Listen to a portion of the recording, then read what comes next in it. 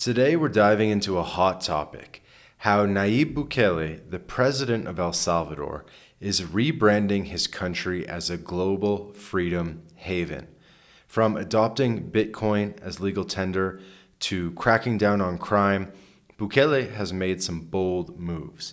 And he's not just doing it quietly, he's promoting his vision aggressively on social media, especially on platforms like X, formerly Twitter, where he communicates directly with the citizens, investors, and the world at large. Let's take a closer look at Bukele's strategies and how El Salvador is evolving as a beacon for financial and personal freedom. First of all, let's talk about one of Bukele's most revolutionary decisions, making Bitcoin legal tender in El Salvador back in 2021. This move shocked the world, making El Salvador the first country to fully adopt a cryptocurrency as official currency. For Bukele, this wasn't just about embracing new technology, it was about creating financial freedom for his citizens and freeing the country from the clutches of the traditional global financial system. Bukele has repeatedly stated that Bitcoin offers a way to escape reliance on the US dollar and the international financial institutions that he views as oppressive.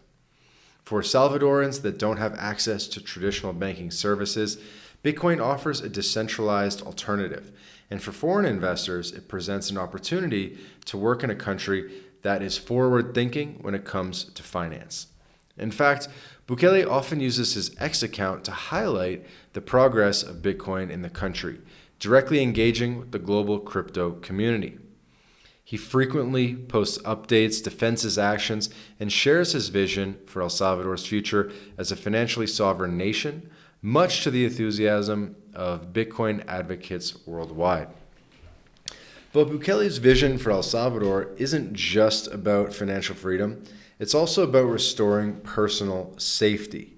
For decades, El Salvador was known as one of the most dangerous countries in the world, plagued by gang violence and high murder rates. Bukele saw this as the biggest barrier to real freedom.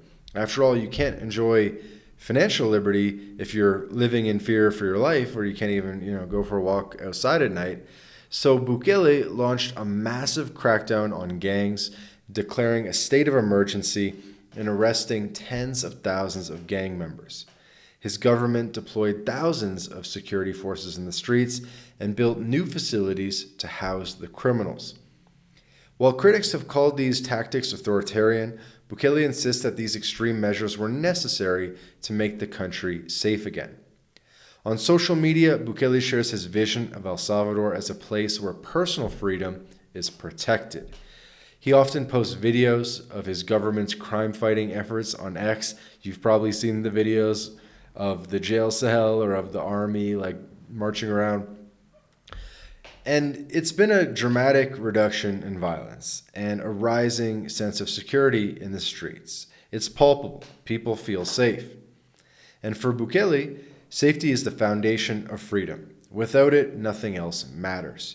His communication strategy has rallied public support around his security policies, particularly among Salvadorans who are experiencing safer communities for the first time in years. Bukele's vision for El Salvador goes beyond personal safety and financial liberty. He's positioning the country as a global hub for entrepreneurship and tech.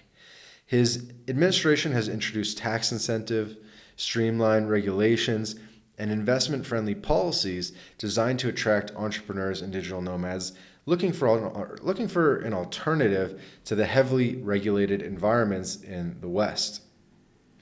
Bitcoin City, a proposed city built around the use of cryptocurrency, has captured the imagination of global investors as well.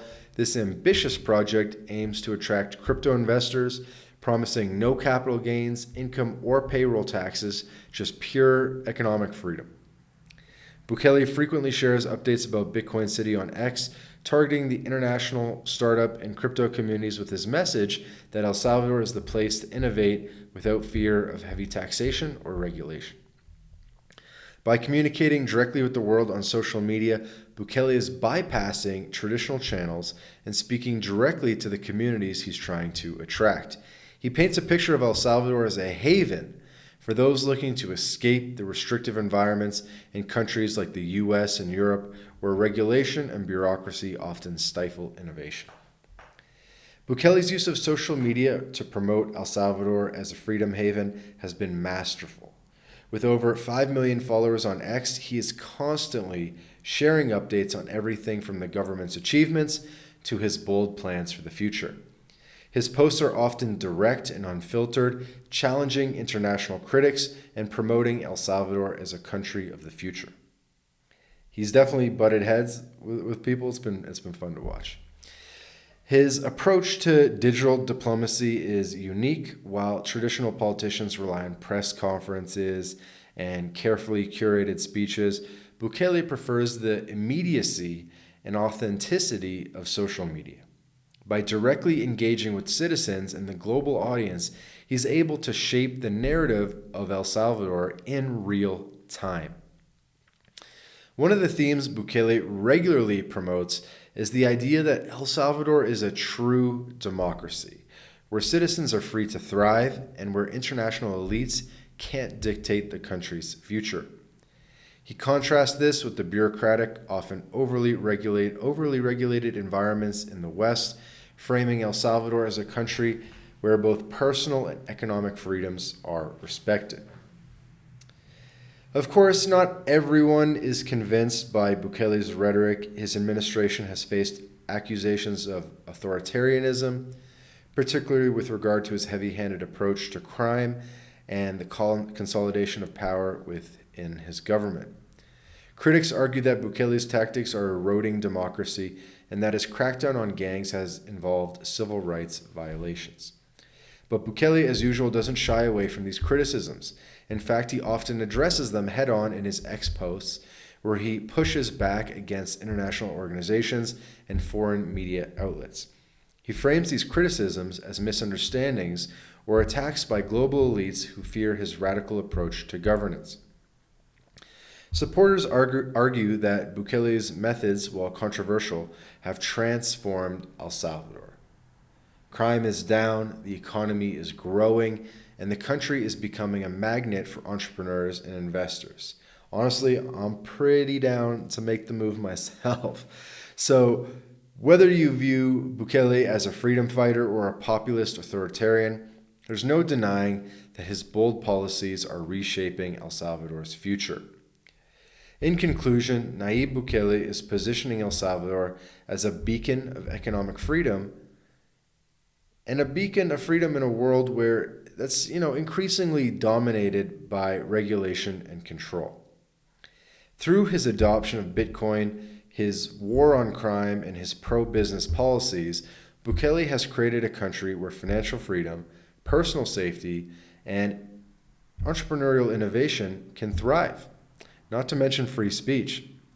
His use of X and social media has only amplified his message, allowing him to promote El Salvador as a freedom haven directly to the entire world.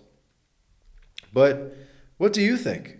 Is El Salvador truly becoming a bastion of freedom, or are Bukele's critics right to be concerned about his methods?